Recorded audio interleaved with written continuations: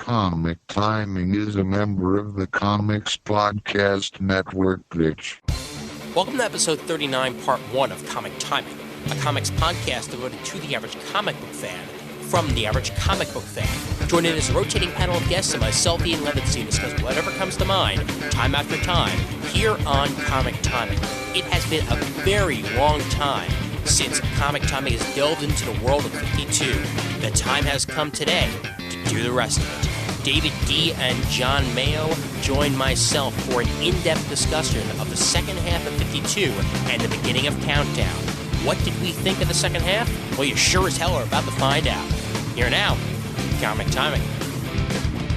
Hey there, folks. My name's Ian Levinstein, and welcome to episode 39 of Comic Timing. I would have liked it to be episode 52. However, it's just not the way it turned out. Sorry, folks.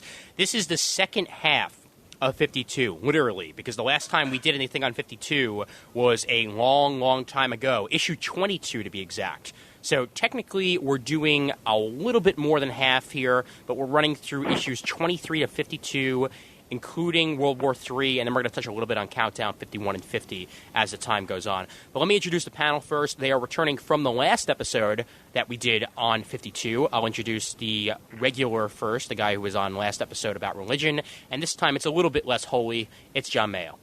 Hey, how you doing? Doing well, man. How you going? I'm doing all right. Looking forward to the discussion. As am I. And joining us via the landline, he's like E.T. because his name is Double D. It is David D. Yes, I'm sorry the grandpa still has the landline.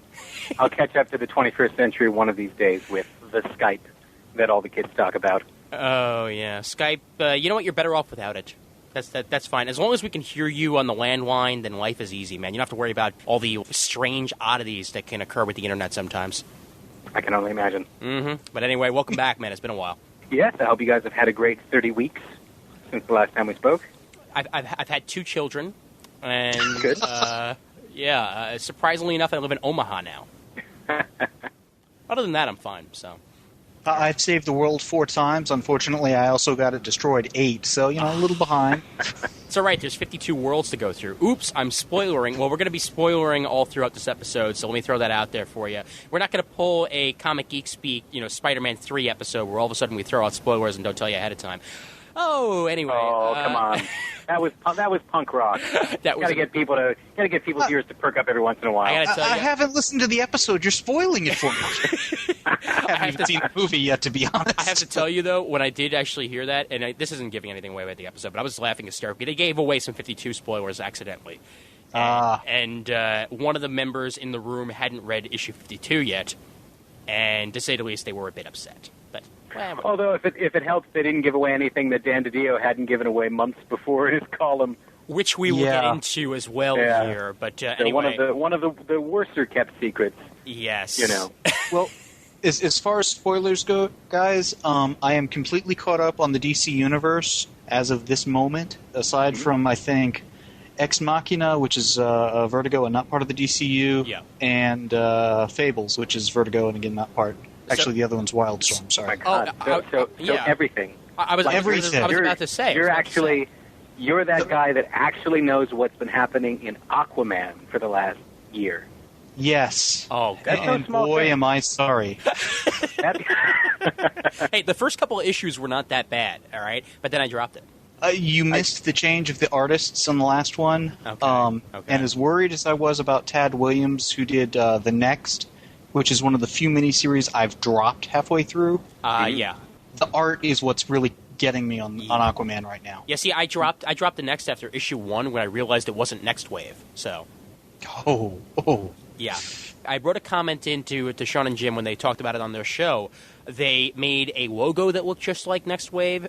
The cover art looked just like Stuart Immonen. And they made it seem like it was going to be a wacky, kooky book. And then you open it up, and it's the complete opposite. So they were definitely riding off the coattails of Warren Ellis there. But that's in my mind, at least. I don't know whether people are going to. No, I can actually, given the content and stuff, I can kind of sort of see it. I didn't have that confusion. Yeah. But then I read it, and yeah. Yeah. Now, Ian. Yeah. Ian, you're not going to name drop the whole episode, are you? With all this, I was talking to Sean and Jim and made the comments on there. Well, it was funny. I was actually talking to David D the other day, and he told me. All right. Let's get this baby going here. Let's actually read from the forum here. We have only one comment, but it's okay. We'll be talking most of the time anyway. We return, as I said, for issues 23 to 52 to be exact, along with Countdown number 51 and 50. Did 52 deliver as you hoped it would? Were you on the mark with any of your initial guesses on where the series would turn? Are there any heroes you felt deserved more or less time in the series than they actually received? What was your favorite moment? Out of the remaining heroes, who do you think will get their own series, and who would you like to see as the creative team? Do you feel that Countdown comes too soon after 52? Did issue number 51 of Countdown leave you aching for more? And finally, what is your opinion on the current state of the DC Universe now that its most ambitious achievement has wrapped up? So, a bunch of stuff to cover here, but let's start nice and general first, and we'll start off with the guy on the phone, David. The second half of 52, as good as the first? Yeah, better. I'd say better. I also want to put out there, just as a game for the conversation that we're going to have. Quick anecdote: my girlfriend was away this weekend with her family. When she came back, she brought some of her mother's cookies. I just want to put it out there that the first time that I hear the words "Space Team," I'm going to get to eat one of those cookies. Ooh! Because I'm sure they'll come up. Okay. So if we hear any Space Team, Space Hospital talk, I get a cookie. And every time I hope you have a lot of cookies. Yeah, exactly. and every time you see Lobo or say Lobo, you take a drink. Take a drink. Okay. I just want to establish that as ground rule. But I can avoid those words pretty easily. but then I'll get no cookie. So I just want there to be something in it for me when we have to talk about the space. That's fair. That's fair. Because that is a subject I want to talk about. Definitely. No, I'm just making a joke. No, second half, yeah, I'd say it's funny. I generally better than the first, although I suppose I'll subvert expectations by starting off with a negative. Since I'm well known as somebody that perhaps likes 52 more than one should. Yeah. I will say that in the second half, while there were some big payoffs and there was some great stuff and some wonderful reveals, I also, at the point towards the end where it became clear that it actually wasn't going to be all one big story, that actually some of these storylines of these various threads were going to pay off and then actually finish, and then we'd go over here and pay off another one and it would finish, and some of these threads would only be tangentially related. That was actually a little bit of a letdown, and because I think last time we spoke, at the point that we were at week 22, I still imagine that not only, that the things as different from each other as, say, Ralph's story and Black Adam were going to somehow intersect. Yeah. And we did find out when we got to the end of it, it was still a great ending that I enjoyed, but you kind of went, oh, okay, so on some level, it still feels like a novel, but instead of it being a novel in which the climax is shared across the storyline, it's more like one of those novels that's actually kind of a combination of a bunch of short stories. Mm. You know what I mean? Like if it were a film, it would be more like your Robert Altman Shortcuts or your, Paul Thomas Anderson Magnolia, where people share a theme and, they share space and time, but some of them never even meet each other. It's kind of like Crash, okay, but like Crash in that way.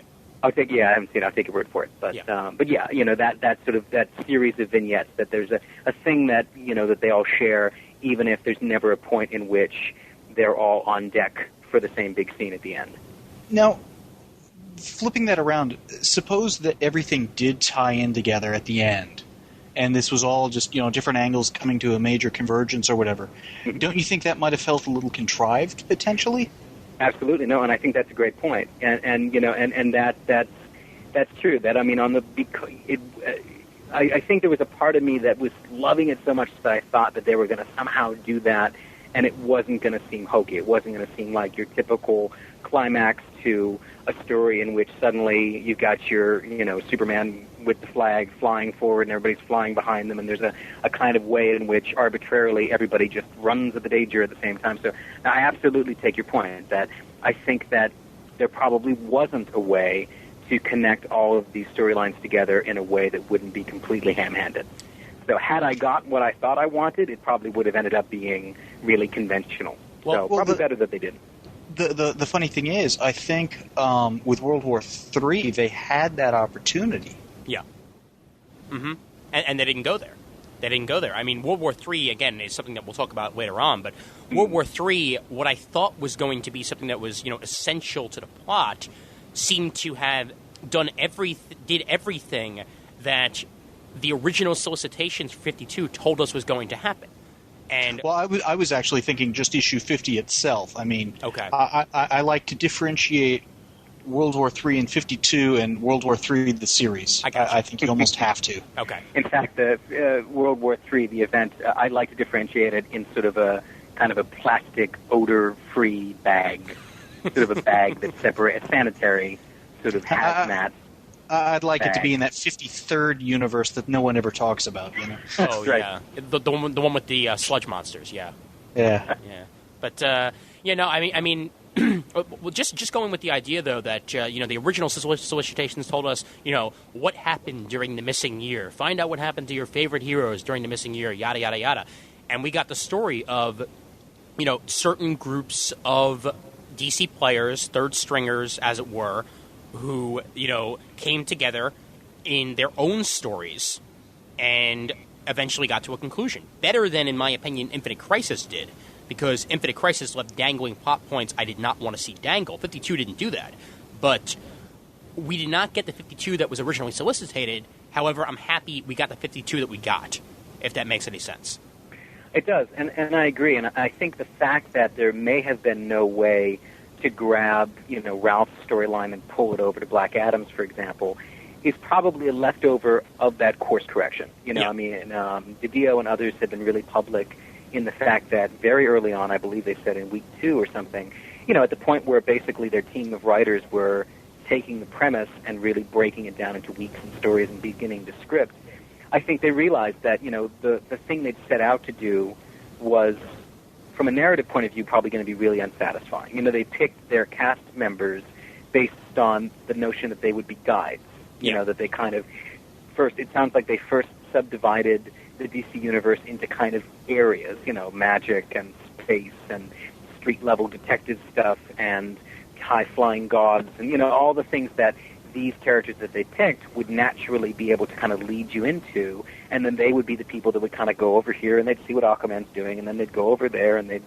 look at Catwoman's pregnant belly, and they'd go over here, and that would be sort of the series. Yeah. And I think that, like all writers do, when you start to spend a lot of time with a character, I remember one of the podcasts that the writers did, they talked about how amazing it was to kind of have meetings where they'd essentially sit around a table and kind of geek out, it sounds like, where they'd suddenly realize, we've just talked about Booster Gold for 3 hours. When you start to invest so much energy creatively in your guides, suddenly your guides become the characters. Suddenly they become the thing that's more interesting to you than the sort of what to me would have been like a continuity newspaper. Like, instead of them just being your sort of reporters, your detectives that are going to kind of come over here and see, how the birds of prey are doing this week, instead you kind of look at these people and go, you know what, actually, the story of Ralph trying to get his wife back is so much more interesting than Ralph just kind of shining a lantern all over the various magic characters and watching them pass a year.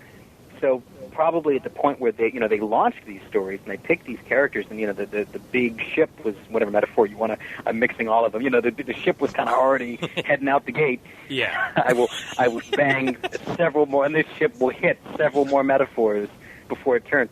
At the point where they decided to go, actually, let's just make the 1 year later hole patching somebody else's problem, and let's just really get into telling a story with these wonderful characters that we picked. So probably, to get back to what we were originally talking about, the fact that the storylines didn't come together is probably another thing that's a leftover of that course correction. Yeah. But like you said, Ian, I'm really glad they did. To me, I mean, not to bring it right back in, but to me, one of the things that was so unsuccessful about those World War III tie-in issues is that they felt workmanlike. They felt like, well, I'm Martian Manhunter, but hey, look, it's Aquaman. How you been?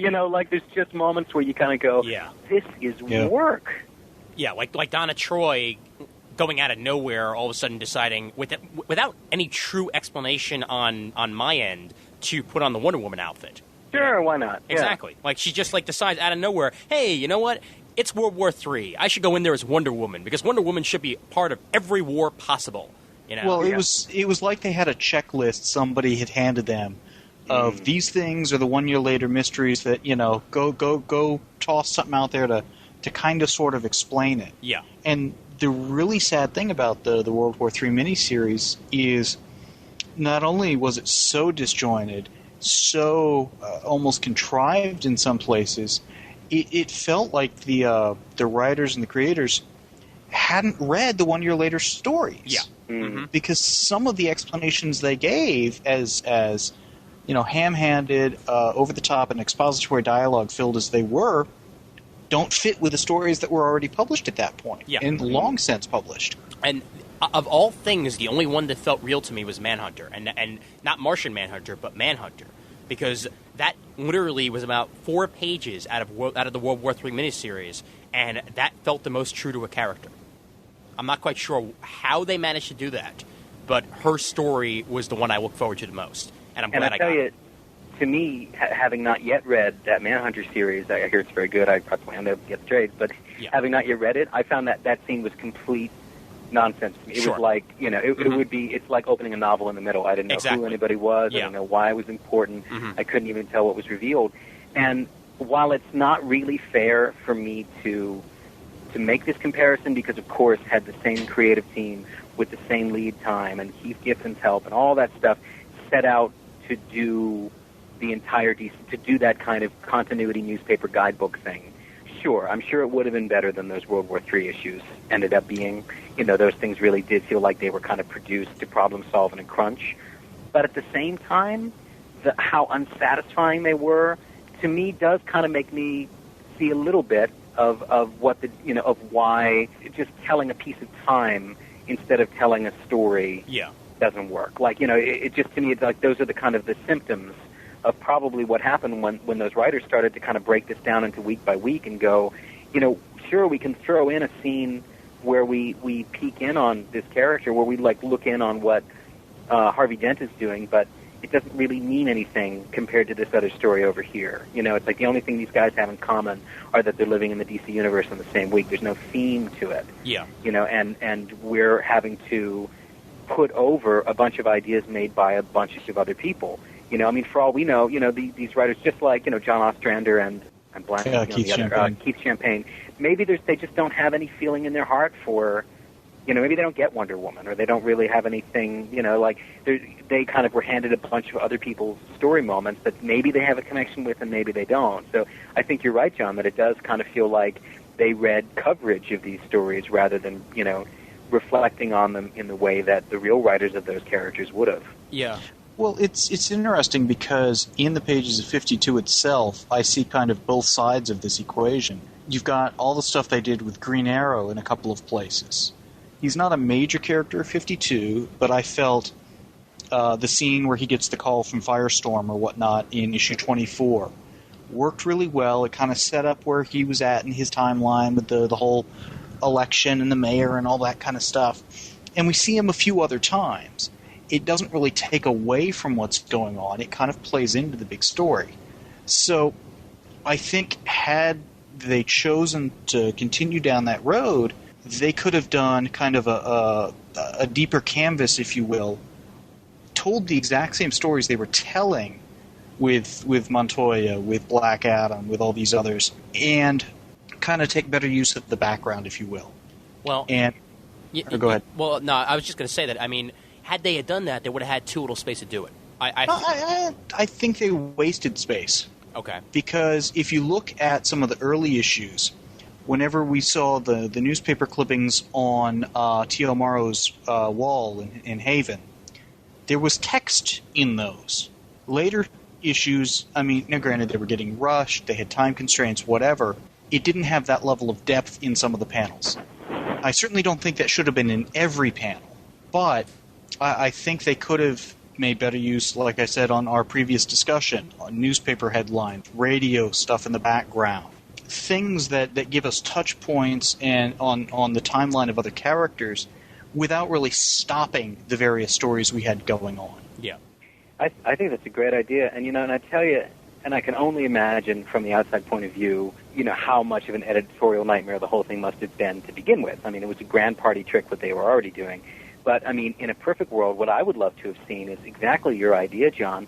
And then when it's time to fill in those newspaper headlines, for example, if it's Green Arrow, you have Judd Winnick do it. Considering the fact that 52 was going to, and quickly, especially once it started selling the way it did, it was going to really lead the way through that year of continuity, and then it had that year to itself, and it was going to, you know, be able to cast a light on all these other titles, some of which other people weren't reading. If you're the person who's writing, say, Aquaman, you know, wouldn't it behoove you to want to feature, even in an embedded way, even in an almost Easter egg kind of way like what you're describing, some little detail that makes somebody reading 52 who's going to take the time to really dig into that panel and look deeper, get intrigued about Aquaman, get intrigued about these other titles. And I really like that way of doing it, you know, adding it as a layer doesn't take away story pages. Because I'll say one thing, and I know Ian brought this up, you know, it already felt sometimes like they were so pressed for time that, you know, I sometimes resented it any moment that we tended to spend with, say, Bruce Wayne or something like that. It's like, he's got 1,000 comic books. Get me back to Animal Man. You know, it's like any point in which we took our eye off the cast. Mm-hmm. So your idea, John, I really like, because it's a way of essentially adding value, adding depth to panels that are already telling a foreground story. So you just kind of add subtext. Like anytime there's a TV screen, you know, I mean, it could have been something that could have been embedded into features in the back, you know, instead of a Dan DiDio column or something. You know, I mean, just like value is added on the 52 website with those fake news stories and things like that, move some of that into the comic if there's room for it, and then give it to the editors and writers of these books who could use that kind of bully pulpit to let you know what's going on in their books 1 year later. Let them fill in the content. Well, do you feel that the change in editors halfway through might have had one of the reasons why we didn't get stuff like that? Because there was a distinct feeling that they might have been going for that in the first half, at least. You know, that they were trying to put as many details as possible in there. But with the editorial shakeup, you had a completely different editor with perhaps a different view on things come on in.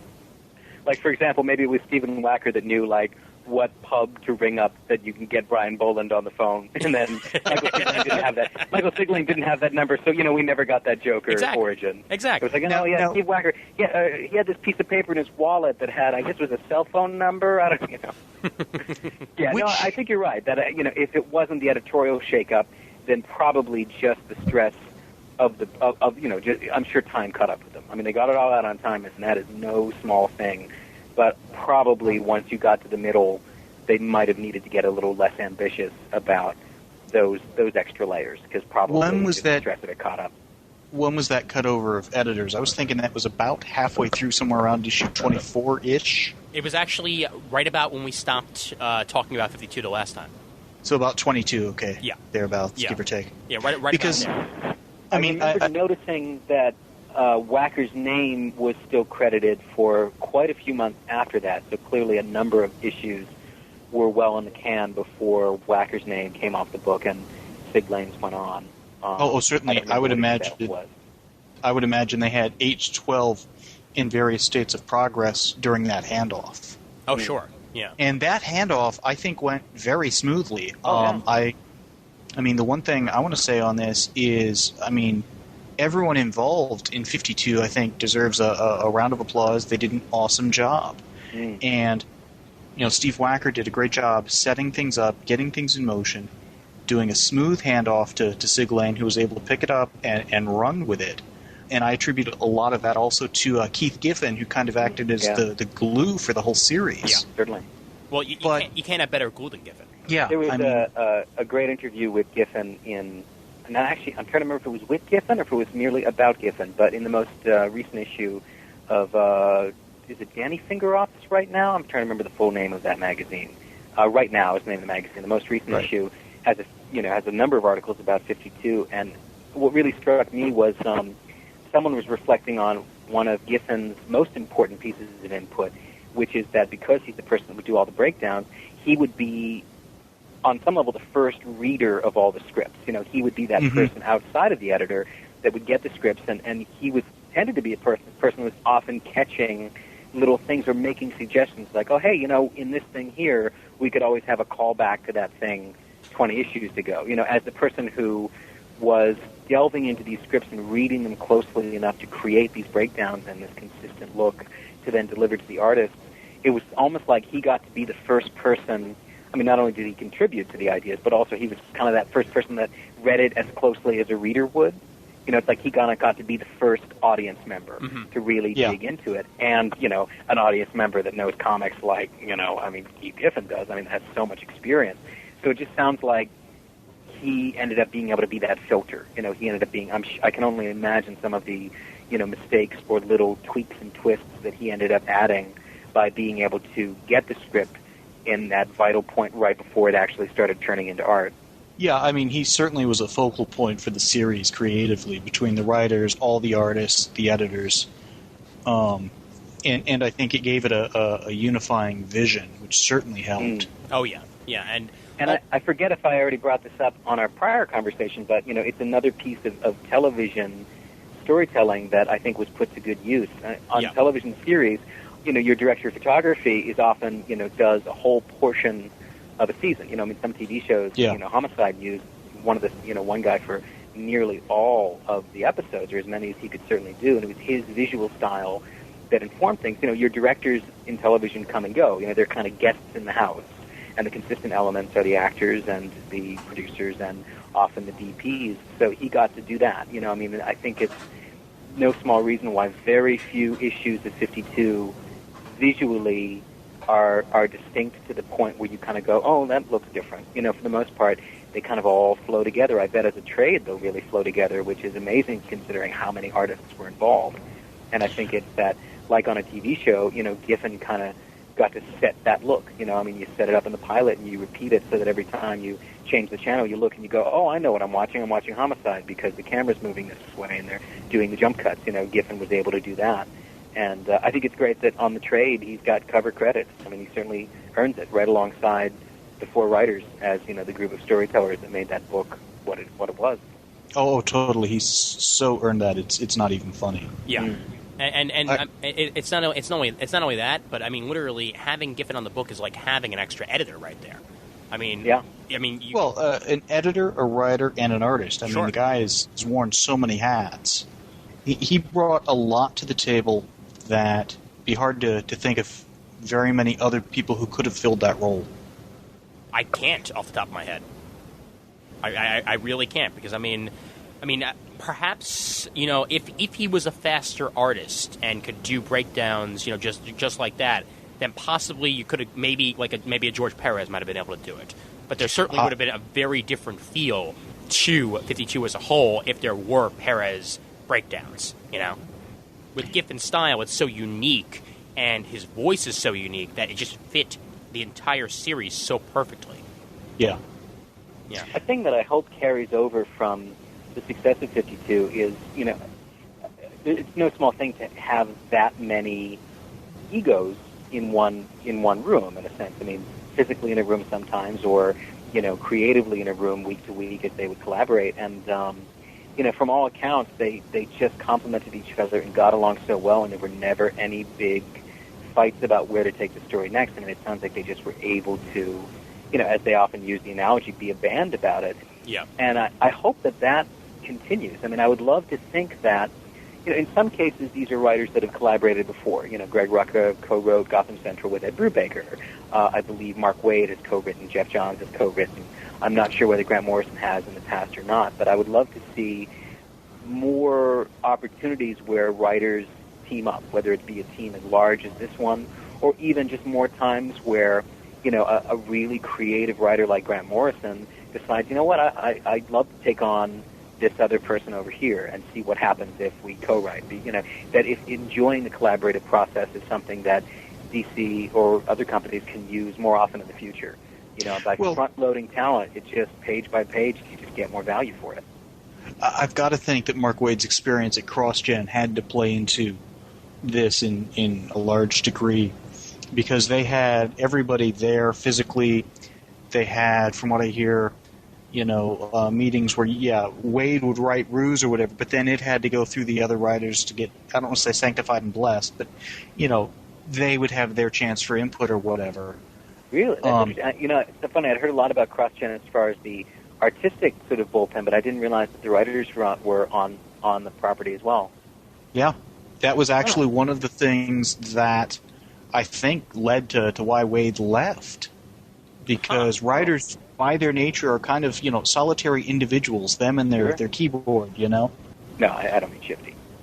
No, it just seems like from some of the things I've read, whether they're true or not, I don't know, that while I think it was a good experience for Wade in many respects, I think CrossGen also had a lot of things that didn't sit well with him in terms of the nature of the way the company was run, the collaborative, some of the creative decisions, whatever. So I think he may have gone into something like 52 with his eyes open, and it would not surprise me at all if he had been very upfront about, here are the things that could go wrong, let's avoid them. Well, and plus, wasn't he also a part of Action Comics Weekly? I mean, that wasn't exactly a success, but am I remembering it right that he was a part of that team? Ooh, I would imagine so, but I don't know off the top of my head. Okay. But he's also one who was... because that came up in his exit interview that Newsarama did with him. Okay. I don't know what his position was on it, whether he was writing or editing, but I believe he was definitely involved. Yeah, and I was just to say, he was an editor before, so, yeah. I mean, he's got kind of the big picture mentality also. Yeah. And I think that's a good point, John, about this, writers are, and even, good friends of mine that are writers and playwrights and things, writers are and need to be incredibly protective of their ideas and their work, and it's tough because when you're in school as a writer, the kind of the class environment, the workshop environment can be really caustic and hard, and there's often when writing is taught formally that notion where you're kind of having to write by committee with everybody commenting on your work and things like that. So I do think that in fields where writers are usually very singular, which is certainly the case for most playwrights and is usually the case in comics, there's probably going to be a lot of natural defensiveness. And it was great to see that some of these writers who may not have collaborated often before or maybe hadn't in a long time were able to make a go of it. It's, again, getting back to borrowing from television. Television for, decades, pretty much since it started, would write in rooms. You'd assemble a room full of writers, and, they're famously contentious because you've got a group of people all playing make-believe together. It's pretty much, it's like Calvin Ball. It's like you get a group of kids together and you have to decide what the rules are, and you have to come to firm agreements about fiction.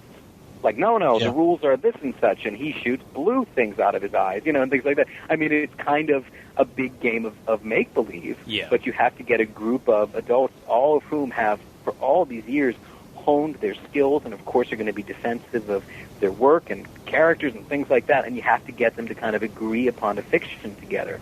And I think the fact that they pulled that off is impressive, and I hope it only leads to that much more collaboration and team writing. Right now, Greg Rucka and Judd Winnick have a great crossover going with Checkmate and the Outsiders. Yeah. And, I just love to see if that, everybody that had that 52 experience suddenly ends up being, kind of regular collaborators with other peers of theirs. Well, I think it actually goes the other way. I think that having had good collaboration before is what led to 52 working. Because I think Greg Rucka, Jeff Johns, and Judd Winnick are all close friends and hang out together or whatever from what I've heard. Mm-hmm. So between all being good writers and a mutual admiration society kind of thing, I would imagine going, I think at least, Rucka and Johns came into this with a, I've worked with other people, I can do that, we can make this work attitude. Mm-hmm. And again, you've got some of the best writers in comics on this series. If you had taken lesser talent or less sociable talent, maybe might be the right word in some cases, you could have had 4 brilliant writers that were so egotistical they couldn't possibly work together, and this would have been a complete train wreck. Oh, of course. Maybe a brilliantly written one, but it could have easily gotten sidetracked by the behind-the-scenes shenanigans, too. Sure, yeah. Absolutely. I think a thing that spoke well for the fact that the project was going to work out was the fact that, and whether they made this decision as a group before they spoke to, podcasts and things like that, or whether it just happened naturally, I really enjoyed that in early interviews, none of the writers would kind of come out and say who was writing what. Like a lot of people were scratching around trying to say, now Greg Rucka, come on, the Montoya question, that's your stuff, isn't it? Like everybody was scratching around trying to figure out who wrote what, and they were usually really reticent to answer those questions. And to me, I wrote, I would read that or hear that and think, good, that's being an ensemble. Ensemble's a word that we use in theater a lot, but it's that sense of, being able to share the stage so that it's not about your moment outshining everything else. It's not about making a scene that you're in be about you over here, even though you're the servant or whatnot. It's just about going, no, we're just this team. This incredible thing comes out of the group of us, and I'm not going to break it down into who wrote what. We all wrote all of it, and that's just a really great answer that I think spoke well for how they were getting along, as opposed to, the kind of hypothetical that you're talking about, if they weren't getting along, somebody would be desperate to know, no, Black Adam is mine, and that's why it's not rubbish like that thing over there, That would have been or this mistake is all his fault, or exactly. Yeah, exactly. His tights were blue, because he said it was blue. I told him it was red, damn it, but he wouldn't listen. Yeah. But also, one of the things that I really enjoyed in the interviews specifically was that a lot of the writers, specifically, if I remember correctly, Morrison and Wade both actually mentioned this in their Newsarama interviews, that whenever they would hit a snag, whenever they would get some sort of writer's block, the other writers were there to give them inspiration to get out of it. And that's not something you get when you're writing something yourself. I mean, sure. And it's so many writers have had this happen to them before, and they don't have people to turn to help them out of it. But that's the situation that we had here with 52. If you couldn't write a Montoya scene, then somebody else said, oh, well, how about she does this? And right away, bam, things get started, and before you know it, it's written. But again, I think that goes back to the personalities involved. They were willing to ask for help, willing to listen to it, and they all had each other's back on this. And the whole thing is so much stronger because of it. Definitely. Yeah, no, and I mean, I'll agree with that just because of the fact that, again, because you said that these guys are friends, because they have collaborated in the past and know how to collaborate. That's the most important thing. And I think they learned something here from this experience, that you can be a great writer, but when you have a great writer backing up a great writer, the story's going to be even better. Yeah. And they learned that, Mark Waid is a little shifty. I made that up. I've got nothing to say. Yeah, I know. I wonder whether... Oh, sorry, go ahead. No, go ahead.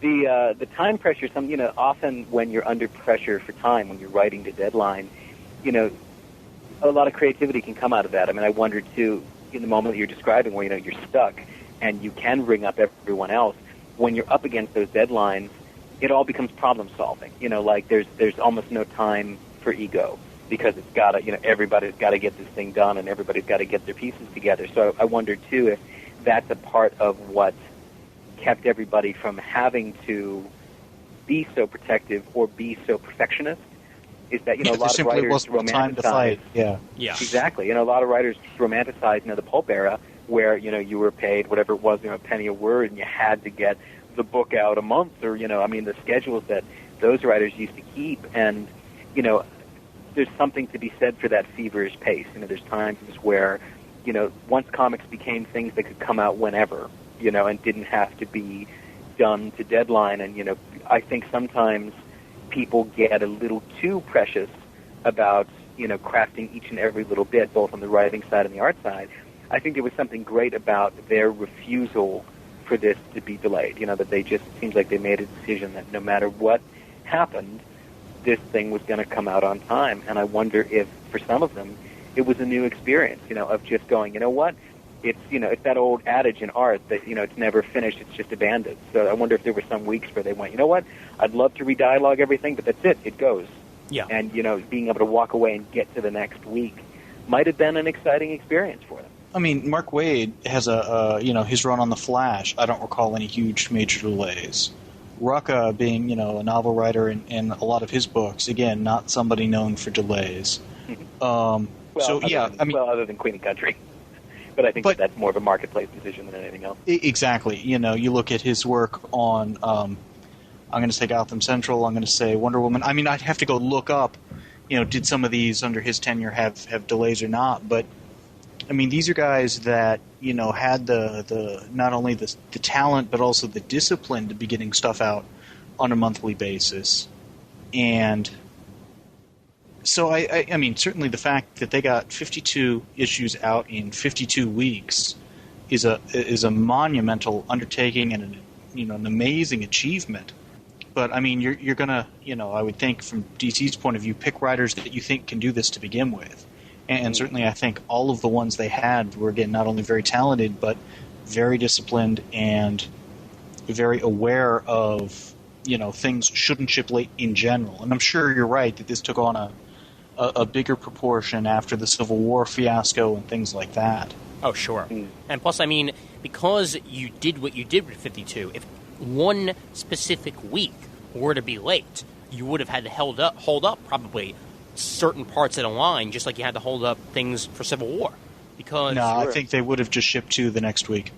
Yeah, you think? Although it would have, if it was only 1 week. Okay. That's true. Yeah. But it certainly, by not being late, they got to sort of, they got to disappoint those people that I think had tuned in to the car race for the car crash. I'm sure there were some people that just, had vowed, they'll never do it, and they were just waiting. They were able to disappoint the cynics on that point. Well, I think even if they had an artist who, a week before he was supposed to turn in something, suddenly, not only disappeared off the face of the planet, but took all of his art with him or something, I think they would have been able to pull in enough artists to get something that looked good, and maybe every page was done by a different artist, or every 2 or 3 pages. I think they would have been able to bring the resources to bear to keep the train running on time. Sure. Well, were there any artists in particular on 52 that you felt did not suit the style, that they could have possibly went somewhere else to get the art done? Because there were a couple issues here and there that really didn't feel like they really meshed with the rest, as it were. And I'm thinking off the top of my head, Derek Robertson and Phil Jimenez's issues, to be specific. The one that comes to mind is the one that had the big reveal with Ralph in 42. Yeah. That's Robertson, yeah. But I couldn't tell if that was art style, time pressure, or what that was. But that was one of the ones that I read thinking, the art's not working for me. Yeah. And, I mean, again, because it was so different than the other stuff as well. I mean, when you had guys like, say, Giustiano and, Bennett that have styles that are similar enough where if you were to put them all on something that lasts 52 weeks, it'd be hard to distinctly tell the difference between one or the other. And then you have a guy who has a very, very distinct style like Derek Robertson coming in there. You're going to see some disjointedness with the art. It didn't happen often, but just certain artists that they chose to do a specific week with didn't really mesh too well with me. I was going to say Todd Knock is another one that I think has a very distinctive style. Yeah. And I thought his issue, which I think was 13, but I could be wrong, showed, it was very much his style, his flavor, whatever, but still fit in with everything else that was going on. Exactly. Yeah. And I didn't feel that nearly as much with Phil Jimenez. And I love Phil Jimenez's art. I always do. But Phil Jimenez's art was not meant for 52. It stood out. And 52 It's a more realistic style. I would agree with that. Exactly. Yeah. I guess it didn't bother me so much, partly because the issue that he did was that Justice League issue, sort of the substitute Justice League. Yeah. And there was just something, and we'd had, if memory serves, we'd had a number of not very action-packed issues in a row. So when that one hit, and there was a lot of action in it, and it was this Justice League, I don't know, there was just something polished about it that stylistically worked for me. Like there was just, right on down to, you had this kind of propaganda poster for the cover, and then the rest of the art it almost felt like for 1 week the book had kicked into, the authority mode or something like that. I don't know. That sort of worked for me, although the Derek Robertson stuff, not so much. I mean, portions of that Ralph story, Robertson's artwork worked very well with. I mean, the kind of big parlor scene that Ralph pulls in the tower, because in Robertson, particularly with that inker, reminds me a lot of the early Sam Keith stuff from Sandman. Uh-huh. So it kind of brought me right back. I was like, suddenly I was reading, late 80s, fantasy sort of stuff. So the magic portions were great, but then there was a point where the issue inevitably left Ralph and looked in on some other storyline, and I felt like I almost didn't even recognize the characters. So in that sense, as much as Robertson was a gain for the ending of the Ralph storyline, he probably wasn't a very good fit as an issue of 52. And then I think Robertson did another one later on that didn't really feel like it fit at all. I think it looked completely different than the previous one. It looked completely different because you could tell he was a lot further rushed on that second issue he did in the first one. Maybe he was angry. It was like the day where they told him that Boys was pulled. They're like, now draw 52. You're exclusive. Get in the room. And they just sort of threw him into the whatever exclusive artist dungeon. Yeah. And there you go. So maybe there was a little bit of anger to it. Or maybe it's a different anger. I don't know. It's funny because there were so many artists involved that, there was enough meshing of style and flavor, both because of Giffen and because of the various artists and stuff, that I thought overall, with, again, the one or two exceptions we've talked about, it flowed very smoothly. Yeah. It was never, because I read through the whole thing this weekend, and there was never any point where I'm sitting there thinking, damn, what the hell happened to the art? But because there were so many artists involved, I kind of have to give, the series a little bit more slack than I would if it was one artist who'd done the whole thing. Yeah. Because one thing I noticed was certain people, when they come back from issue to issue and the characters are, in the series, their costume is different. Huh. Now, sometimes it's subtle stuff like Booster's goggles keep changing style from artist to artist. The season kept changing. Yeah. That's not a this was his winter goggles. These were his summer goggles. Yeah, it's like, wow, those goggles were so spring. I'm on my summer goggles now. Yeah, but with that marketing decision, it's time for the new line. That's right. But the one character, and I can chalk this up as just, hey, it's magic, whatever, that I really noticed the biggest costume changes on was Captain Marvel. Uh-huh. He had 3 distinct costumes during the course of the series that I noticed. Oh, wow. And, they all fit the basic, he's got the red suit with the lightning bolt and the cape kind of thing. But one of them had a huge lightning bolt that started at the top of the collar, covered most of the chest. Another time it was the more smaller standard size. And then another one it was the tunic or whatever that has kind of the flap like it's a wraparound coat kind of a deal. Mm. I mean, these aren't big deals. And there was a time that he accessorized with the fanny pack that was just really embarrassing. Yeah, well, we don't talk about that, Yeah. Everybody just tried not to look. Grandma Marvel. I mean, these are the kinds of things, though, that with a series this big, this many characters, and certainly this many artists, is going to happen. And the fact that it never once, at least in my opinion, kind of got to the point where it impeded the story, I was very pleased with that. As so now, John, as you mentioned, John, so this weekend, and I was jealous. I mean, what a fun adventure it must have been. You reread the entire 52. Yes. What was that like? I mean, what was the, what did you, how, I'm just curious what that experience was like, compared to having read them weekly, or, what's that journey of sitting down and reading the whole thing through like one novel? It's a really long story. It's like 1,080 pages. So I'm not going to claim I did it in one sitting. My bladder is not that big. You changed goggles several times before you finished. I felt 52 years older, that's for sure. What I did is I started at the beginning and just went all the way through and kind of stopped every 13th issue, because that's where they seem to be doing the trade paperback. Oh, right. breaks. Yep. Yeah. Mm-hmm. And you had commented in a private message we had exchanged about wondering how that would kind of compartmentalize the story and whatnot. Sure. And it worked really well. I mean, they had to know going in that they were going to package this in 4, essentially quarterly installments, if you will. And I'd hoped that they'd done that they'd planned act breaks that way. Yeah, to me it is. I would be amazed if this happened by accident. Yeah. It seems so intentional. Because end of 13, we get the big bit with Ralph and the failed resurrection. Various characters are at clean stopping points, if you will. Mm-hmm. Certainly not an end to their story, but kind of a, we're going to get a new beginning almost on the next thing. Yeah. Yeah, and it did feel like that, even though you were working with the same characters. You had different situations going, different emotions being felt by the characters, and different points in their life, because literally over the course of a year, how could you not change? Everybody changes, even in subtle ways. And the story does that so well throughout the 52 issues, where you have characters, specifically Montoya, where you see the evolution coming from, drunk and hopeless to finding a friend to then losing a friend and finding herself in the end. And you've got those different chapters going on where you see everything going through. And the other characters, same sort of thing. So it's something that had to be done in the course of 52 for 52 to work right.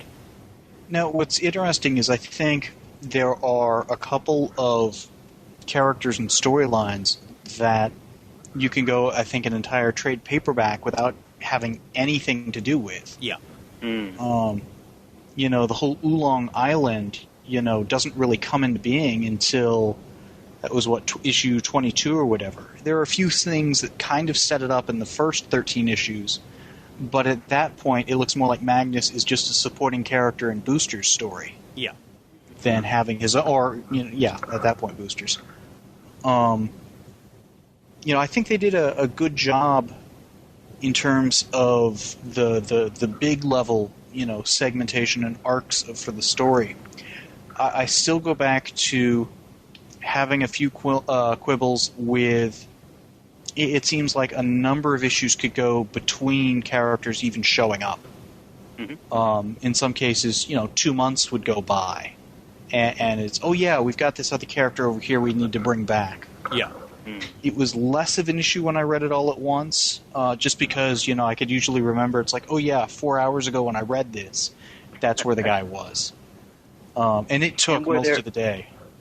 Go ahead. Were there any threads that went nowhere? I mean, threads that you really felt like this was something they meant to get back to? You really want one of those cookies, don't you? Let's go ahead and dive into this. I mean, this goes back. Chocolate chip. They're very good. Very good. Okay. Cookies. I mean, go ahead. Go ahead. No, it's fair. I'm not trying to, I'm not trying to keep you from saying it. Well, no, I just want a cookie. I just want to have a cookie while I listen to it. Go have a cookie as I get into this thing. All right. I mean, it goes back to the expectation of, were they going to fill in all the gaps for 1 year later? I had hoped initially that they would touch on a lot of that stuff. I certainly didn't expect them to cover all of it, because I was hoping that with the 1 year later we would get a sense of discovery in the DC universe that would keep going, and not just thump, here are the answers, let's move on. Yeah. And I've commented on this on the forums and have gotten various feedback or whatever. There are certain things that I feel were set up in the 1 year later titles and should have been addressed there, and in some cases were, some cases were not. There are other things that I think were entirely set up in 52 and as such should have been dealt with in 52.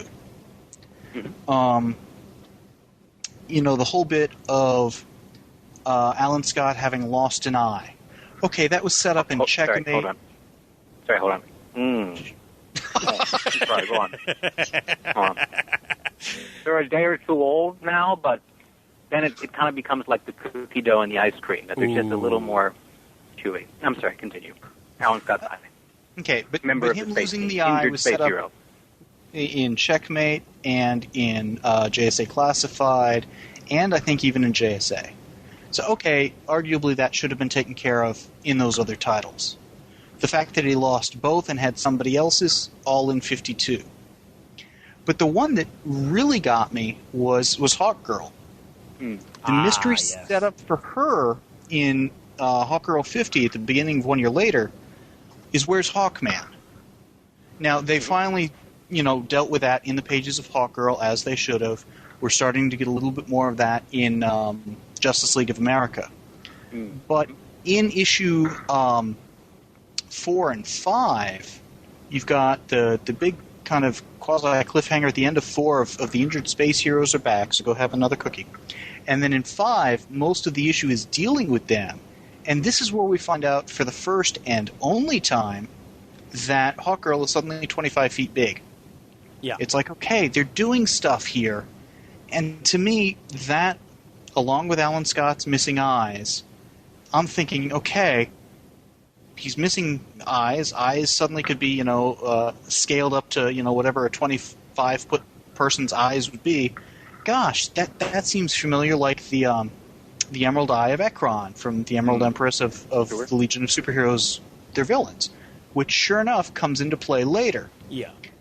So for that whole storyline to go nowhere was disappointing.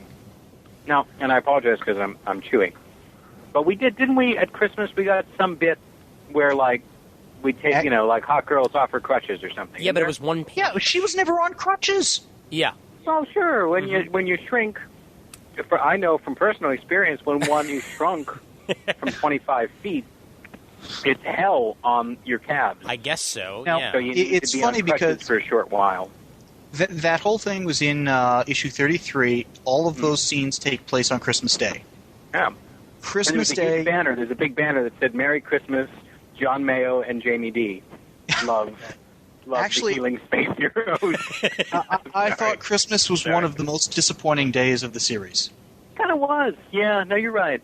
Because, I mean, Yeah. what we got Christmas on should have been Hawkgirl, better. a single panel.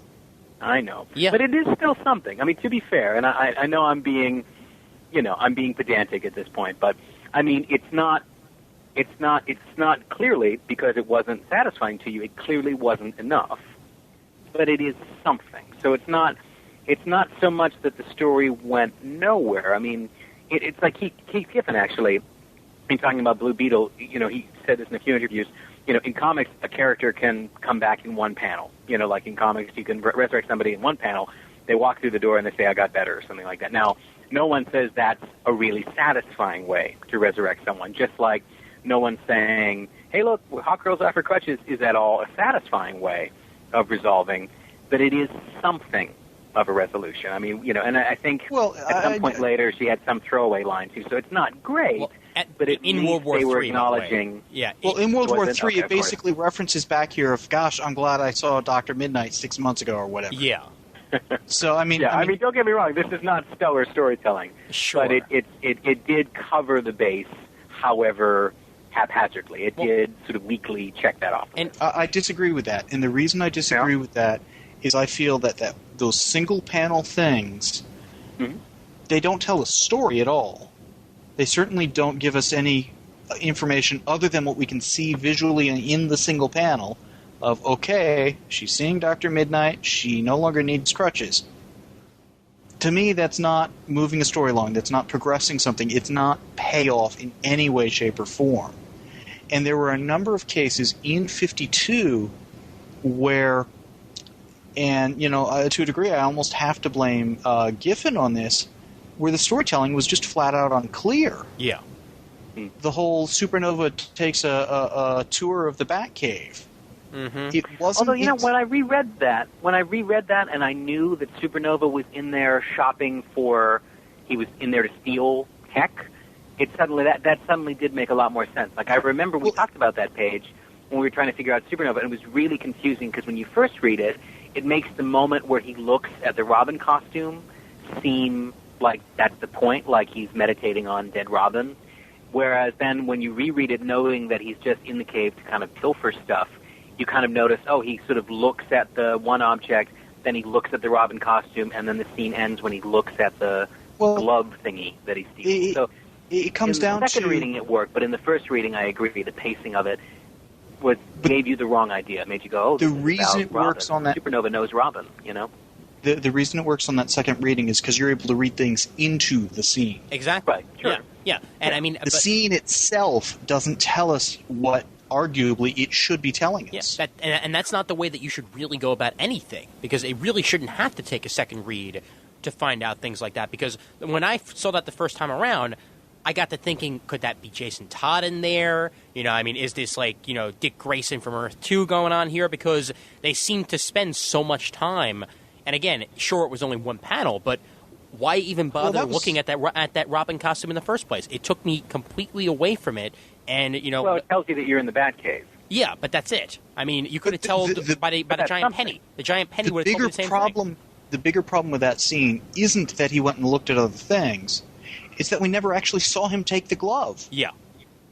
Mm-hmm. Well, sure, they could have had a different scene later on and had it be, him confirming that Jason Todd was dead on this earth. Or, they could have played anything else out of that scene that we could have then gone back and read the right thing into.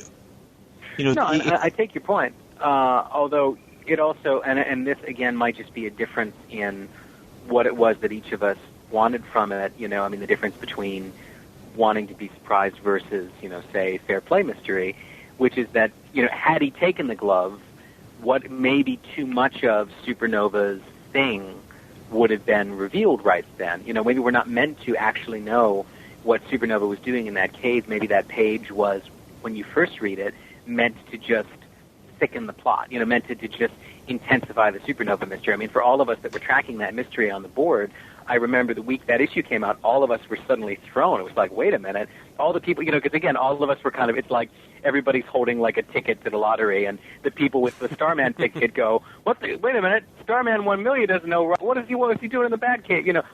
I'm thinking, does Mr. Gold know where the Batcave is? Like all of us are kind of, so to me that page was about stirring the pot, going, you think, and I agree with that. Well, what if he's somebody that knows where the Batcave is? Suddenly everybody goes, what? I don't know. And I agree that leaving the mystery, building the mystery and stuff is a good thing. I think they went so far in the completely ambiguous area that they failed to do that. If we had seen him take the glove, it's, oh, wow, he's robbing the Batcave. Maybe he's not on the up and up. I mean, does he know Batman? Does he not? How did he know the glove was there? Did he not? I mean, there are a lot of aspects of the mystery that they could have tossed in there. As it was, I think myself and a lot of other people were left just kind of scratching our head thinking, okay, what happened here? Yeah.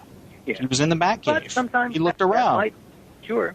But rather, but it may be, I guess what I'm getting at is that rather than, we don't know what the page was meant to be doing, maybe it was the intention, it's valid if you don't like this intention, but maybe the intention was to make everybody scratch their head. As and I try not to go informing what Supernova was up to, because it wasn't so much later, I think, that we know that he's stealing tech at all. I mean, it was shortly before we knew who it was.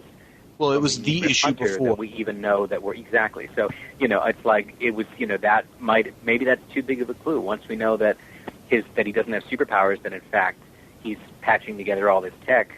I don't know. I mean, it may. So I guess the only part of your. I mean, I agree entirely that if you that if you didn't like it, that's absolutely fair. I guess the one part of your premise I don't necessarily disagree with was that it failed at something, because maybe it did exactly what they wanted it to do. Well, and again, I agree. Not knowing what their intent was, I can't say that it failed in their intent.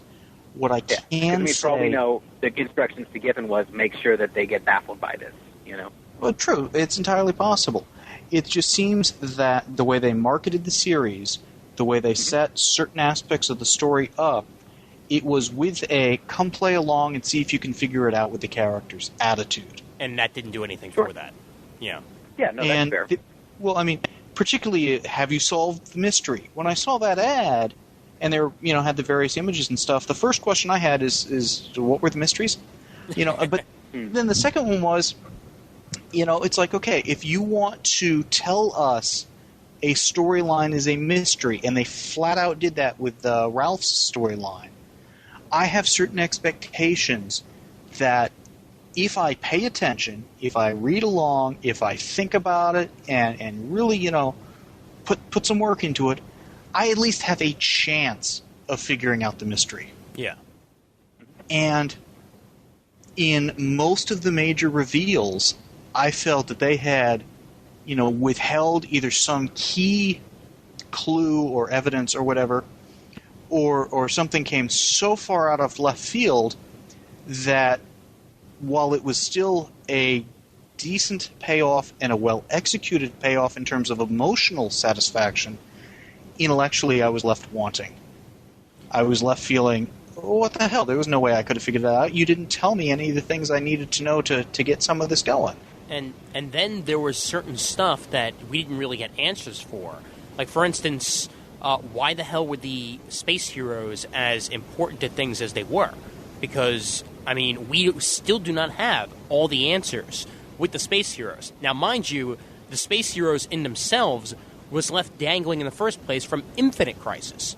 Now, 52 weeks later, it takes another miniseries for us to find out the truth behind the Space Heroes? Because that's what I expect is probably going to be happening in this new series that they're going to be coming out with. I think it's Palmiotti writing it. That, I mean, we couldn't get their full answers in 52 issues. Sure, they're back. I thought we did. I thought we got it both in 52, and I think we got some of it in Countdown 51. Okay. Granted, that's still another series. Yeah, but I mean, what do you guys think it is? Because to me, they saw the 52 worlds. They did. Okay, all right. They saw the creation of the Megaverse. Okay, they saw the 412 walls of the universe. Yeah, and only Red Tornado was the one who could map it, which is why his head became so important. I take your point, though, Ian, and I think that the answer is that they're kind of another leftover from the point where 52, where the characters were going to be the guides rather than the point. That I think that, their initial idea with, Buddy and Starfire and Adam Strange were, we've got these people stranded out in space.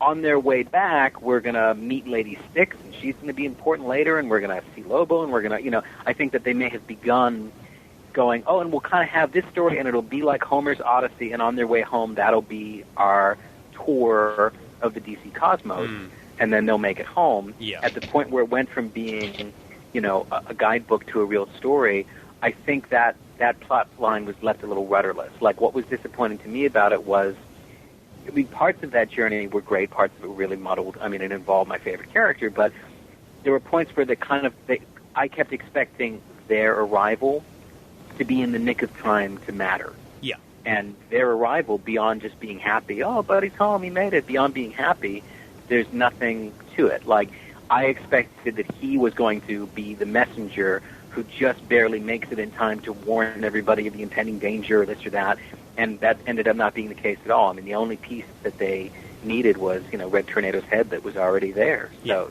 and you could argue that Red Tornado's head, to a degree, was a MacGuffin. He's got something, everybody needs it, and it's got the magic thing they needed in 52. Right. Yeah, but leaving what Buddy and Starfire and Adam saw and did kind of pointless. Exactly. Story. Yeah. I think that their whole storyline, while aspects were almost enjoyable, it was certainly the weakest of the whole bunch. Yeah. And if it wasn't for having interesting characters, plot-wise, it was very disappointing. Yeah, and I mean, especially considering the fact that, I mean, again, like you said, it was the characters that drove it. These were characters that I wanted to know more about. I've read Starfire in the past, however, I never really got that much of an idea for her past the fact that she's from Tamaran, she used to be a princess. That's what I know about her, really. Animal Man, I know I've read the first volume of his trade paperback. I know he's a great character. That's it. Adam Strange, same thing. And instead, they really, all they did was bond. I liked the bonding, but I really didn't see much growth in their characters from their adventure out there. Yeah. I mean, I will say and this is the thing I meant to bring up earlier, that I believe does effectively unite all the stories like a novel, even though plot-wise they don't all connect together. They did have a moment where they did fit the theme, at least, and that's one thing that I'd say was a real strength of 52, is I felt like they had a really clear theme that all the stories stuck to. I would articulate it as the question of, what makes a hero? That so many of these plot lines can be boiled down into moments, whether they be inexperienced characters becoming heroes for the first time, like Montoya, or becoming a different kind of hero, or really experienced characters giving up something they want to stand up and be a hero. Ralph almost throws away his chance to be with Sue to stand up to Faust. Buddy and Starfire and Adam, on the brink of being able to make it home, decide to stop and make a kind of suicide mission of standing up to Lady Styx, because that's what heroes do. So I feel like thematically they found a way to fit them in, but, plot-wise and on some level, I'll agree, character growth-wise, that wasn't a huge arc. Yeah. Because for the most part, they are, I mean, certainly Adam Strange and Starfire are already heroes. We think that Buddy is, although it's kind of muddy as to whether is he the retired guy from Vertigo, or is he kind of active again. Like, I'm sure if they set out from the beginning knowing the story that they were going to write, they either would have put somebody else out there with them that had more to learn and do and grow, or they would have probably just not spent so much time on that story, they would have kind of brought them straight home or something. Yeah. I do feel like that was something where they kind of got around to it in whatever week that was, 8 or 9, and kind of went, oh, okay, what are we going to do with this now? And it was pretty mixed results. And am I the only one who feels it was sort of a cop-out to give Adam Strange his eyes back? Well, again, that was a whole plot line. It's like, well, that went nowhere. Exactly, yeah, because, I mean, that was one of the few things I actually felt was true character growth.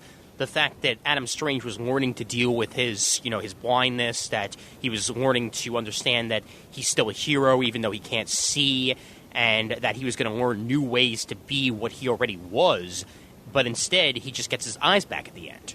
But that's not the only story they did that with. They did the same thing with Natasha. Yeah. Now, while she goes through the character progression and learns to take responsibility and to try and earn her stuff, the armor she's in at the end is the one that her uncle built her. Yeah.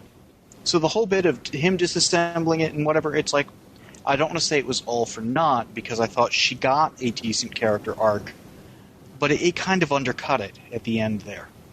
Although wasn't there I thought there was some line where before, I don't know if it was before World War III, where there was some bit where like they're kind of back together and they're happy and everything, and she's saying, oh, I've got to go work on my armor some more. I thought there was some line that made it feel like their new status quo is the one in which she stays in and like recalibrates the boot jets. Or am I making Certainly. I There was like something bit at the end where she was doing a shakedown thing on it, and it's like, oh, it needs a little work. Yeah. John's like, oh, I'll take care of it. She's like, no, my responsibility. So she got the character arc, and she grew, but she still didn't build her own damn armor. Oh, well. You know what I mean? That's true. Well, maybe part of it was that, John had to learn to mellow out as well. I mean, I don't know. I guess it didn't bother me so much. I mean, I felt like she'd gone through. I'm not saying it was a fatal flaw or anything of the sort. It weakened the story a little. Yeah. Sure. And it's because of the skill of execution between the writers and the artists on this that even with all the flaws I did see, it was still a very good story, very well told story. More so than we had any right to expect. Yeah, it was still my top of the stack book every single time I went to the store. Even if there were parts that I wasn't 100% for, it was still the first book I read every single week. And there is not one book now that whenever it comes out, it will always be my first book. 52 was always the first book I read every single week when I got back in the store. That says something. Yeah, and the one that you really felt like you had no idea what was going to happen. Exactly. Yeah. And when you consider that this is still the past, I mean, that you were reading, a year behind a lot of the other books you were reading from DC, that's no small thing. Like the fact that it could feel like it was at the leading edge of sort of what was happening, and that it could get you to care about, in some cases, characters that really weren't that important to people. I mean, I find it hilarious in the most recent solicitations that were posted that, they're kind of spicing up solicitations by saying, like, such and such issue guest starring Animal Man. It's like, I tell you, a year and a half ago, that would have been a joke. That'd be like, and guess who? Ambush Bug's gonna come on by. It's I mean, that's like sales death. So it's so fun to see suddenly like new marquee value being given to some of these characters that they got such a boost. Now you get to see Justice League alum Ambush Bug. So I know, huh? It's funny because a lot of times over the year I would hear people saying, oh, these are Z-list heroes, they're nobodies, they're, whatever. A lot of the characters that were the key characters in 52 are not, I'm not going to say never were nobodies. If anything, they were has-beens. Yeah. A lot of them had been, lead characters in the series. Mm-hmm. Sure. Less so with Black Adam, but only because he was a villain to a degree. ISIS, you could argue, although it was a different ISIS, had her own series back in the 70s. Yeah. Different version of Batwoman had one. Certainly The Question was a headliner. You could argue Montoya and Gotham Central. Mm-hmm. Will Magnus with the Metal Men and stuff. Yeah. And really out of the Oolong Island, probably he's the only one there. But again, most of those are villains. Villains usually don't get their own titles. Booster Gold had his own series. Rip Hunter had his own series. Ralph had a mini-series and has been a mainstay of the Justice League. So certainly not a, who is this guy caliber. Enough backup stories to fill a showcase. True. Good point. I'd forgotten about that. Excellent point. Dr. Fate, in various incarnations, has had numerous titles and a backup feature in The Flash at one point. Lex Luthor has had a few miniseries. Steel had his own title. Adam Strange had his own title. Had his own title. Yeah.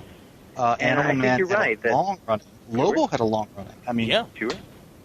these are not nobody characters. Yeah, I mean, I think that, as you put it, they were ones that had fallen out of favor. I mean, they're kind of toys that had slipped to the bottom of the box that, could use that boost. And I think I especially felt this when we saw the Ted Kord Blue Beetle moment in issue 52, that it hit me that there were a lot of great geek-out moments for those of us that have a lot of love for DC in the 80s, in the kind of just shortly after the original Crisis 80s, because I think that a lot of the people that got featured in 52 were ones that were being published at that time. That was back when O'Neill was doing his Question series and Booster Gold was running, and the Giffen de Mateus League was running. I mean, there was a lot of love for those properties, the ones that kind of DC got away from in particularly the mid to late 90s, and this is a chance to kind of go back and rediscover what can be great about those characters, that those characters can still have a place and can still work.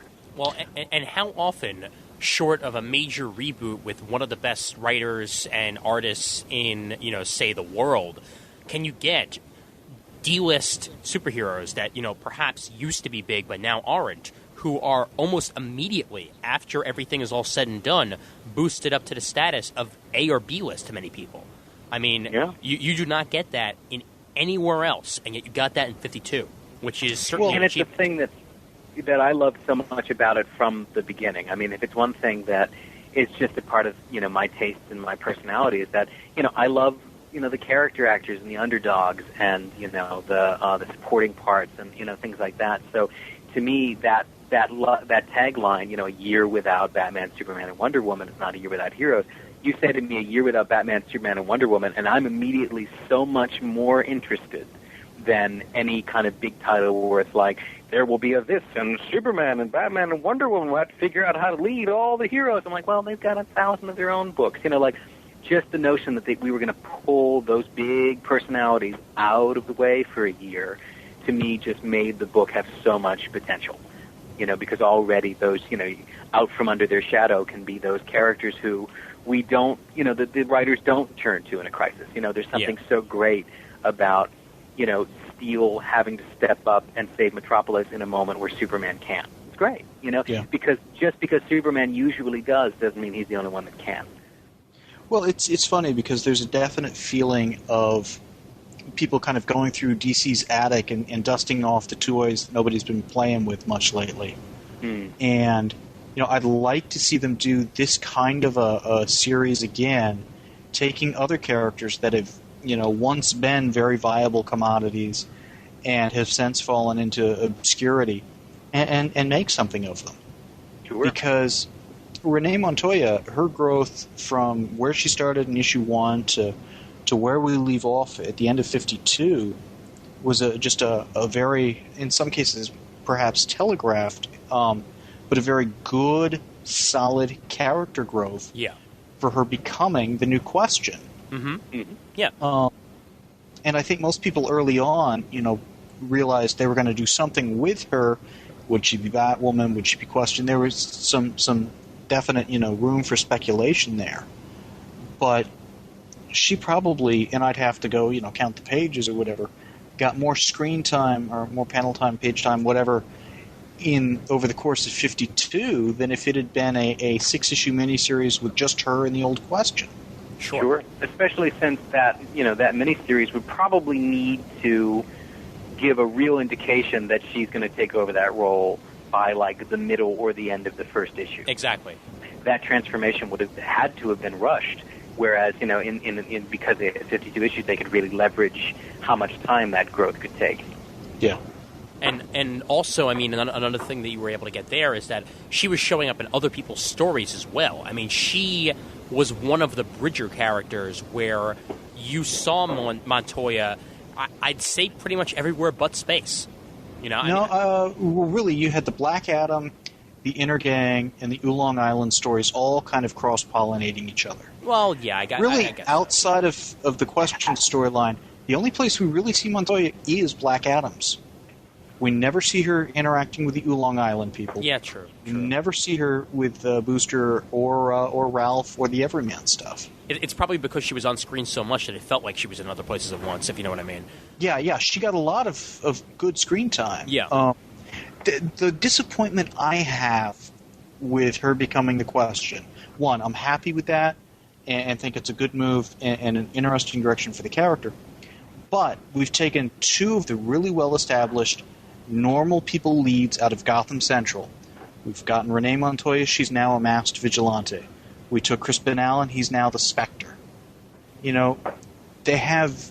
DC as a whole has very few solidly developed, normal, heroic supporting characters. You know, people who are not a Jimmy Olsen, okay, he's going to go get in trouble, whatever, this issue sort of thing. Or a clear subsidiary role like Alfred is to Batman or whatever.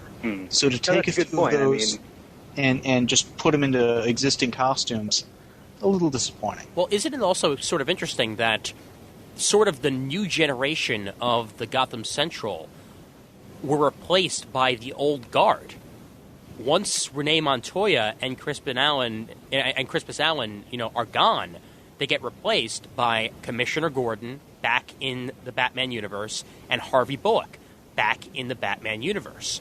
So, you know... Well, I don't know if they really... Well, yeah, I was going to say I don't see them as direct replacements, but they're back. Well, but when you think about it, though, they sort of are the replacements in, say, the supporting role, because you're going to be seeing those two pretty much as much as you used to see Crispus and Renee. That's true. I mean, there is a sense, as is so often the case, of kind of getting back to the roots. You know, suddenly, instead of a person watching a movie and then opening a Batman comic and going, oh, but where's Commissioner Gordon? Who's this guy that's the boss? And who are these people? You know, where's Harvey Bullock? You kind of now open a Batman comic and, you know, the Commissioner is playing the same role that he sort of always played and Bullock's back. I mean, there is a little bit of that sense of soft reboot, you know, to a person that wouldn't know a Montoya or a Crispus Allen.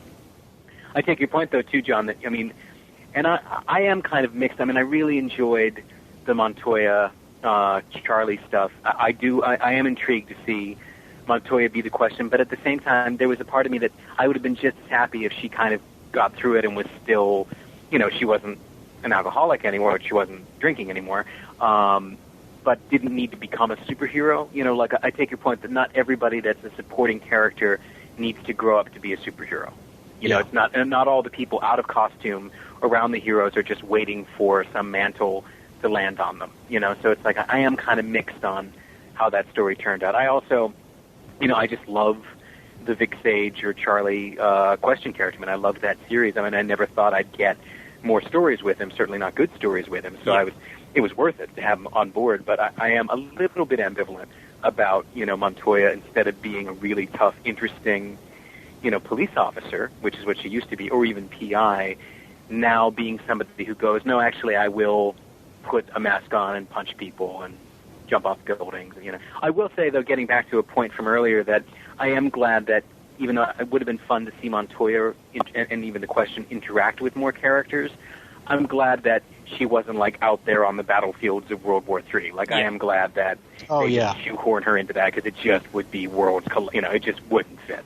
There were a couple of people at World War III that it's like, okay, you're going up against Black Adam, who's one of the strongest people on the planet, one of the meanest people on the planet, and pretty good, you know, strategist too. And, okay, what's your powers? You shoot bows and arrows. Got it. Okay, cannon fodder. You go over there. Yeah. What do? You don't even shoot bows and arrows. Okay, you're dead now. I'm the best boxer in the world. That's great. That's great. You know, I don't think anybody's on monitor duty right now, so, you know, it'd be great if you could just do that. When people get back, they're going to be real hungry. So if you could just, you know, monitor, maybe just ring up and, you know, get some sandwiches in. That'd be great. We're going to go fight that war. Your chili is what we need. We don't need your both arrows. Your chili is what we need. I'm not quite sure if Wildcat knows how to cook. I don't know. Does it matter? He can order. Everybody in New York knows how to order out. That's true. That's certainly true, yes. That was my biggest disappointment with World War III, was the lack of a plan. Yeah. Yeah. They just sort of all rushed in there and hoped that people didn't die. They didn't even rush in there. It's like, okay, let's stand outside of China for a couple of days. Well, that part I kind of liked. I mean, I did like the fact that and I wish that it only ended up being called World War III because that was what was at stake, was preventing World War. That the notion of borders and needing to respect China's border and not violate it and not trigger a nuclear war, that actually was really interesting to me, and I kind of liked that build up on the border, and then the moment they could sort things out, they can go in. But I agree that once it was time to kind of, for a moment there, it was that same thing that you get so bored of from event books, which is like, quick, everybody, there's the camera, everybody fly forward, you just don't want there to be. You want to get to enjoy them being a little more clever. Yeah, like if they're going to be sitting on the border for 6 days, the moment they get to go, there should have been a more enjoyable, better, bigger plan. Yeah. Or at least people talking about, we don't have a plan, we need a plan, we're going to get our butts kicked. Yeah. Something. Yeah. And that to me, what should have been more at stake is not the notion that this is such a big deal, it's World War III. It's rather, how are we going to defeat, superhero punch-ups have spilled over into international politics. How do we keep nations from nuking each other while we get one of our own under control? Like, to me, that's what was at stake, but it wasn't quite what got articulated in that issue. Yeah. I think it would have been funny if they had just done something as stupid as have somebody with super ventriloquism try and make it seem like Black Adam shouted Shazam. It's like, I know it's not going to work, but let's try it anyways, guys. I'm sure that there was probably a member of the Everyman team that had that power once upon a time. Probably. I hope you take this as a compliment, John, but you have a Silver Age imagination. That would be exactly how that story would end in the Silver Age. You'd be like, well, thank God we brought ventriloquism, lad. And then they'd all laugh or something, And there's nothing wrong with that. The funny thing is, the whole storyline there, the whole battle seemed to end with the whole Kingdom Come tactic of, I'll shout Shazam, the lightning will come blast the other guy, I'll shout it a few more times, sooner or later he'll get worn out. This was a different twist on it, of course, with the changing of the magic word, etc. Yeah. It's like, didn't we see this a couple of issues back when he was fighting the Four Horsemen? Yeah. It was... Yeah. Well, I mean... Go ahead. No, you go ahead. I was going to say, I have high expectations. They delivered on 52. And that's fair. I just want to deliver more. And remember, World War III was that thing that we all read on the chalkboard ages ago and went, what's that going to be? You know? And I think for me, I assumed way back when that would be that point where all the storylines would come crashing together. The world that, even, what it was that Buddy saw out in space was going to somehow be informing something that was happening in World War III. I think I assumed into World War III, I put my hopes that would be where all these plot lines would come crashing together. So, and solicitations certainly made it seem like it was going to be that. They build it as if this was, something that you had to see. It's so big that we can't contain it in this one issue. So, have the first couple of hours in the first issue, have the first couple of hours in the second issue, the next couple of hours in the third issue, the next couple of hours in the fourth issue. But instead, we got what we did, where we had the entire week in 52 and then, the side stories. Now, to their credit, though, that was the right choice because, I'm glad, since it seems like the creative team of 52 had no control over, the four tie-ins tacked like lead weights to 52 as a series. They also, at no point did they need to hamstring what they were doing to leave room for that. So I am glad that it was open and if anything, this is another point where the marketing department does creative no help. The fact that there were going to be these tie-ins only increased our expectations of what World War III needed to be. Yeah. And it really it kind of would have worked okay if it was just a big payoff to the Black Adam story. Well, the only problem I had on the 52 side of the World War III equation was the two words on the cover that says begins here. Oh, that's because a good point. I read that first and then read the others, and it's like, well, the others didn't tell me anything new. Yeah. And if it had just been World War III, then I could have it would have been easier to ignore. Exactly, yeah. But the other thing that really just confused the hell out of me as to whose idea was this and what the hell were they thinking. We've gone through, at that point, 50 issues of 52 We've got a lot of story that's built up. It's getting harder and harder for new readers to get on board. There is no story thus far. Okay, and we talked about this in our last conversation. You know, do you really need that or not? But then in World War III, a 4-issue series that all comes out on the same week. So in theory, people who are reading them back to back to back to back. There's a story thus far in there. It's like, why put it over there? Why didn't you add that to 52? Yeah. It didn't make sense to me. Well, they could have done things differently. But, you know, I mean, the way that it happened, you know, we can't change it after the fact. So, I mean, we can say in our minds that the rest of World War III was the rest of World War III. It was not part of 52. However, it was when it came out. So, yeah. And I hope that they don't collect it with the rest of 52. They probably will. If they're going to collect it, fine, but I hope they don't, because I don't know. Yeah. If they want to collect it, it should be its own trade. It should not be part of Volume 4 of 52. I agree. Yeah, it could just be its own thing, which is best ignored. Well, if they do collect it, though, knowing DC Comics, they probably will include issue 50 as part of that trade. Now, it's... I don't think they need to. I don't think they need to either. But from the way that they have done things in the past, where they put multiple issues in multiple trades, like for instance with Infinite Crisis, there were the Prelude trades and like the tie-in trades that had, you know, one issue from one thing, one issue to another. Chances are they probably would include, you know, 52 number 50, even though 52 number 50 would be in the 52 trades by itself.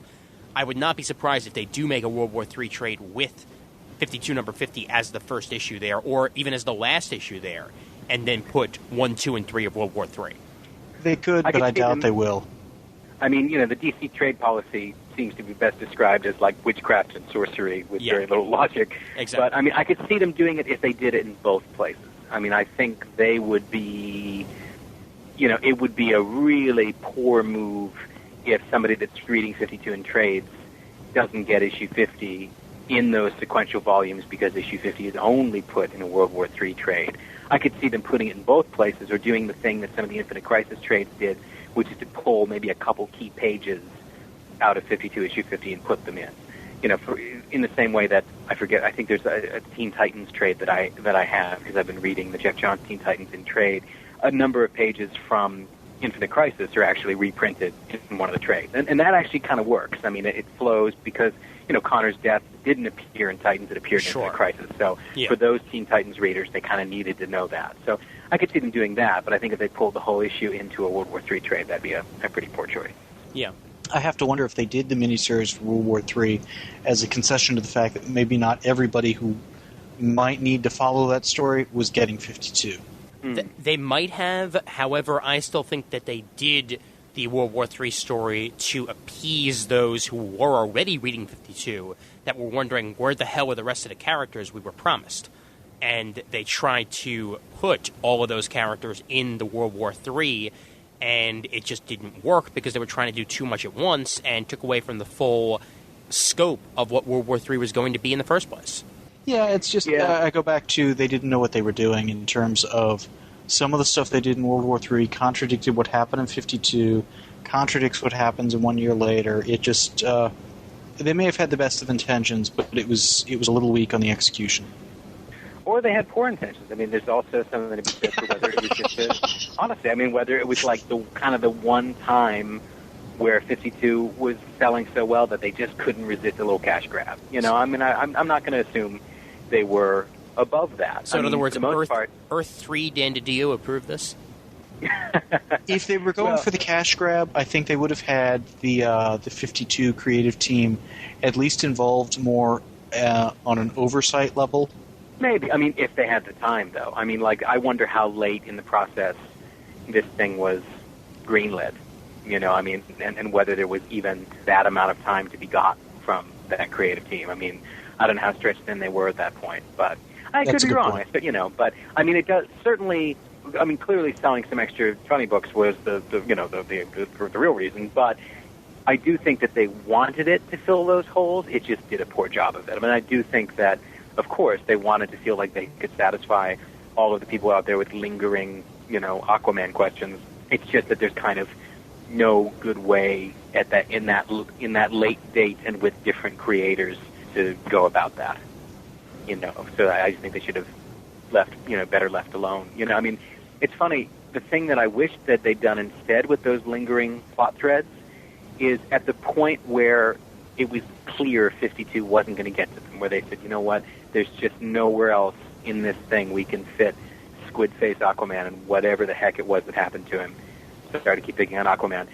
Then that should just become, it's like, send them kind of mea culpa memo to whoever it is that edits Aquaman and go, you know what, at some point you need to fit in, even if it's a one-shot or a fill-in issue or something, do an issue that's kind of like, here's the missing Aquaman stuff, but give it to the Aquaman people to handle, I mean... Well, like they did the Nightwing annual. I was just going to say. Yeah, exactly, do an annual, that's the great, and let it be handled by people who are going to be a little more, that are more invested in it. I mean, I really like John Ostrander, but what does he possibly have invested in any of these characters? What's it to him whether a Harvey Dent scene that, is not going to have anything to do with anything he's writing is great or not? I mean, it's not that I'm saying he doesn't want to do the best work that he can do. I'm sure he did. It's just that, it's like they kind of brought in outsiders to do this, and it's so different than, to me, the perfect model of how you handled the 52 1 year later transition, and you referenced this earlier, John, is the way that it works with Green Arrow. It's like we got just a few touches of Green Arrow in 52 so that we kind of knew, this is when he wins the election. There's a few little moments where you see him, but then all the rest of the story of what happens to Green Arrow, which isn't important to 52, was done really well by Judd Winnick in the book where it belongs. Yeah. There was a point where 1 year later hit, you meet the new status quo, everybody's changed, a few characters are still missing, you kind of go, wow, this is mysterious, I wonder what happened. You explore the new status quo a bit, and then you do a story arc where you kind of go, okay, time to go see what happened during that year.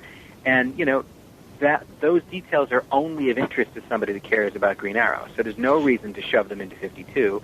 And had the 52 writers handled it, they probably would have just ended up messing up something that Judd Winnick had planned. I'm sure Judd Winnick wouldn't want even people that he trusts handling, it's like, because all you're doing is giving marching orders to other people. It's like, on some level, not to get back to this favorite issue, but it's. I mean, I wish they'd done it with Hawk Girl. What is she? She's Hawk Girl. She's Hawk Girl. Hawk Girl. Yeah.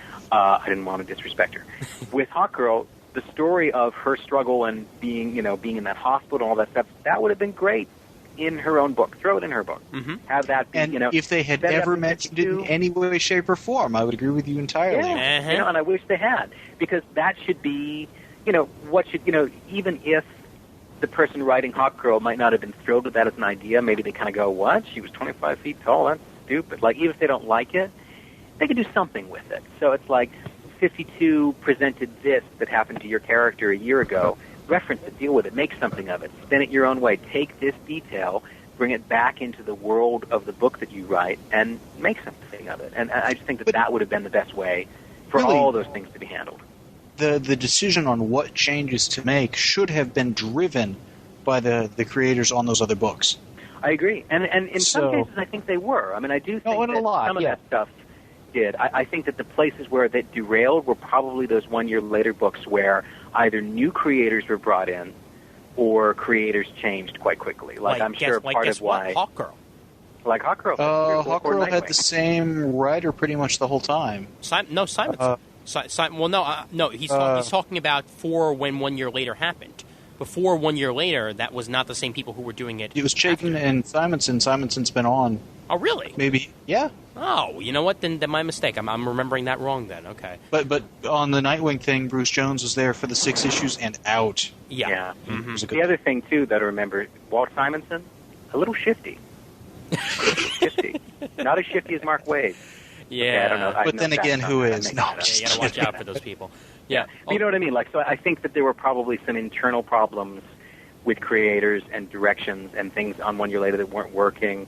And I just think it's a shame that some of that stuff ended up getting left at 52's doorstep. I mean, it's fair because, of course, as it was originally planned, 52 was going to take care of all that. But there just comes a point where you kind of, you sort of send that message back to the various editors involved, going, you know what? There's kind of enough to do over here. So if you could just sort this stuff out. Oh, yeah. I mean, I certainly don't hold anything against 52 on things that were outside of it. Oh, you yeah. know, in terms of expectations that 1 year later may have brought to bear or whatever. To me, it's a question of what did 52 set up, what did 52 develop, what did 52 pay off? And in those equations, did it do a good job? And I'm sure that one of the reasons why we got Teen Titans in 52 was because, well, the writer of Teen Titans was writing 52.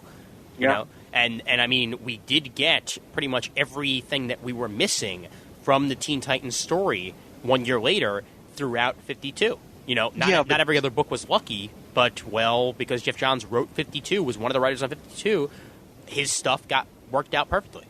You know what would have been a really funny way to handle the Titan stuff, though? What? Is if every few issues you had basically some TV in the background doing the equivalent of, you know, the Avengers new membership press conference thing with Titans. Oh, that would have been perfect. And it's almost like clockwork. It's like, okay, these are the new Titans. 2, 3 issues later, these are the new Titans. And then young Frankenstein goes, Teen Titans friends, and then he does. Yeah, that would have been funny. And I do like the sense that in that year, and it was a clever way to kind of make these teams, to answer the question why these teams weren't solving all of the world's problems, but I do like that in the course of the 52 year, you know, the JSA wasn't around for most of it. The Titans were completely chaotic and rudderless. The Justice League didn't really exist, and when they tried to, it was a mess. I kind of like the notion that in the internal history of the DC Universe, that will be a year that won't be remembered well by most of the people that experienced it. Yeah. Yeah.